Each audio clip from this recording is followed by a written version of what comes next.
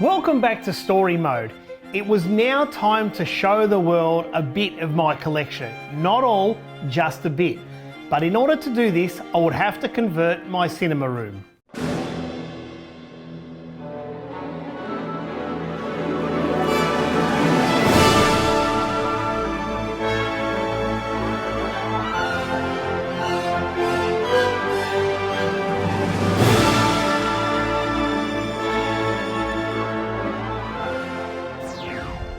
Welcome to 2011, where everything was about superheroes. Thor, Green Lantern. Wow, I know, right? And the incredible Captain America.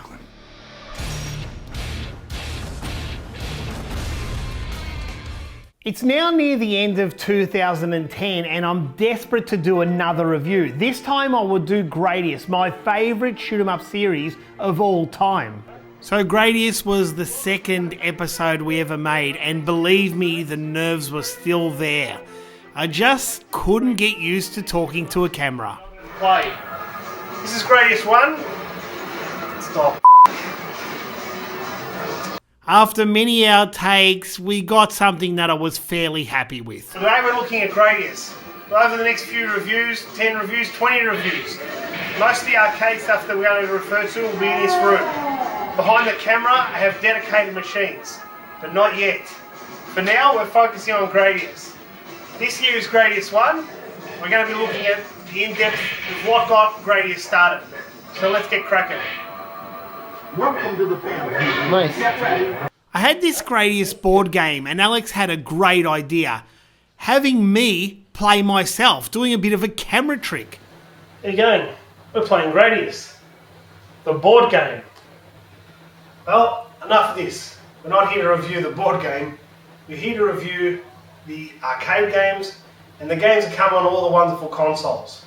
Now, we're going to start looking... Okay, I've already f***ed it up. Okay, let's get on to Gradius. Now, before we get on to all these console versions, let's get on to the arcade version, where it really started back in 1985. Off to the arcade room then. After we got all the talking on camera, I then had to play all the Gradius games to try and remember them and get them on film. Like we did with Afterburner, we also put a trailer out for Gradius, and that was another great idea from Alex. Anyway, here's a look at a little bit, an abridged version of the Gradius review back in 2010. Hello, we're playing Gradius, the board game. If you think this is hard, try playing the game. The game is very hard.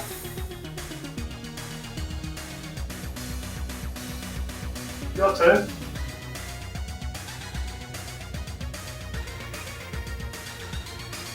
Well, we're not here to review a board game, we're here to review Gradius and Salamander, which was a part of the Gradius series. We're going to look at them on arcade and on all the consoles. First, let's have a look at what inspired Gradius to be one of the best shoot 'em ups ever created. Let's look at where it started and what spawned off shoot 'em ups of all types. So we're just going to speed through Gradius here, and the review wasn't the best. We didn't really have a script in mind. We were just going off the fly, and it wasn't the best review. But it was okay. We kind of picked up a bit of experience. I think the best thing was the two Joels facing off.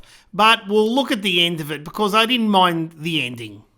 We could talk about Gradius forever, but we're not going to. I'm going to stop there. What I am going to show you is Gradius Advance on the Game Boy Advance, which was an exclusive title. So as a bonus, here it is.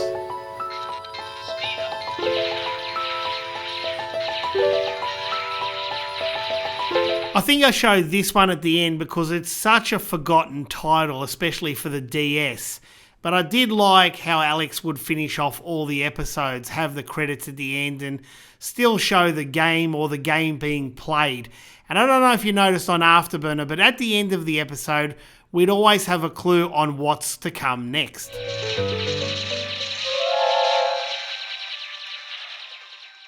In the meantime, I wanted to do a little bit of a games room tour.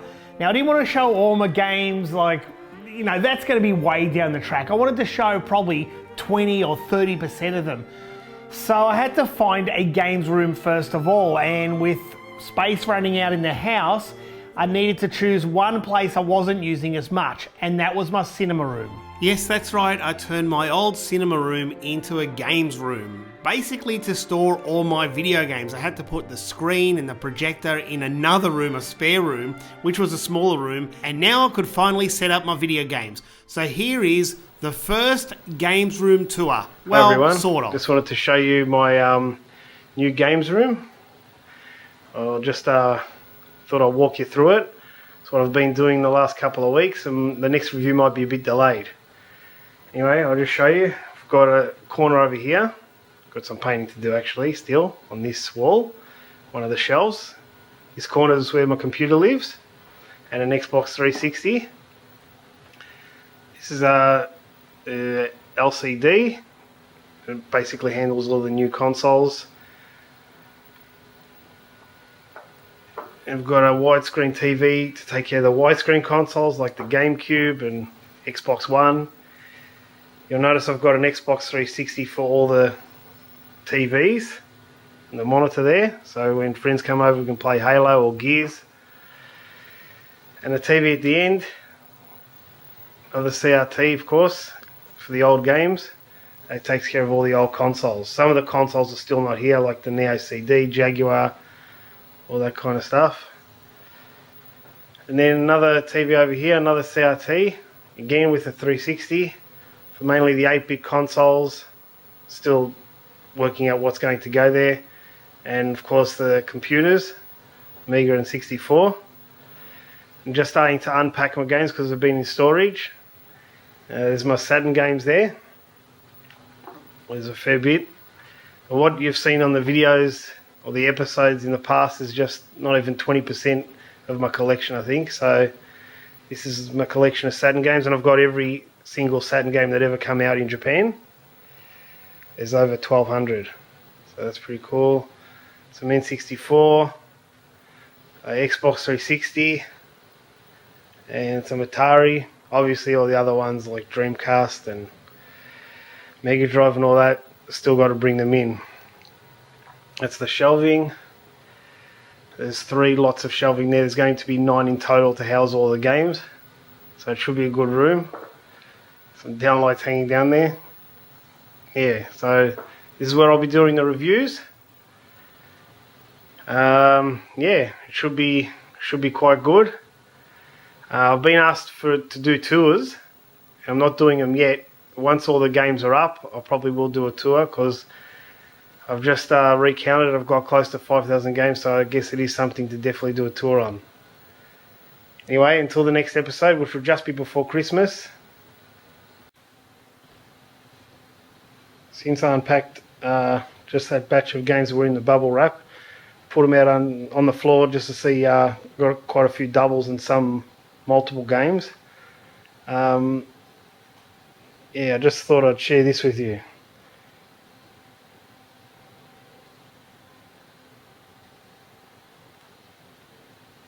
And I've still got those 2 boxes to go for the Saturn.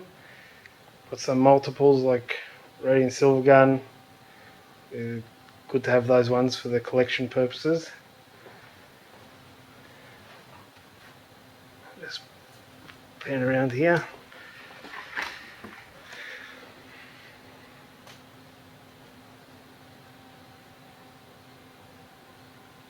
Yeah, now I've got to catalogue all these and the other boxes and put them up on those shelves.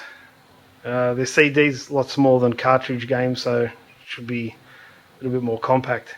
Anyway, I'll see you on the next episode, and I hope you've enjoyed this small tour. So this is now my new games room, and it didn't stay that way for too long because the screens were in the wrong position. I actually moved them over to the side wall where the games were, and on the left hand side I'd set it up like a library. Yes, this would be one of many times where I would move my games from one room to the next and never really be happy with the setup, and that's simply because I wasn't putting all my games into one room. I always knew I needed to get a bigger room and a bigger room. So that's when I had to actually start thinking about making a dedicated games room.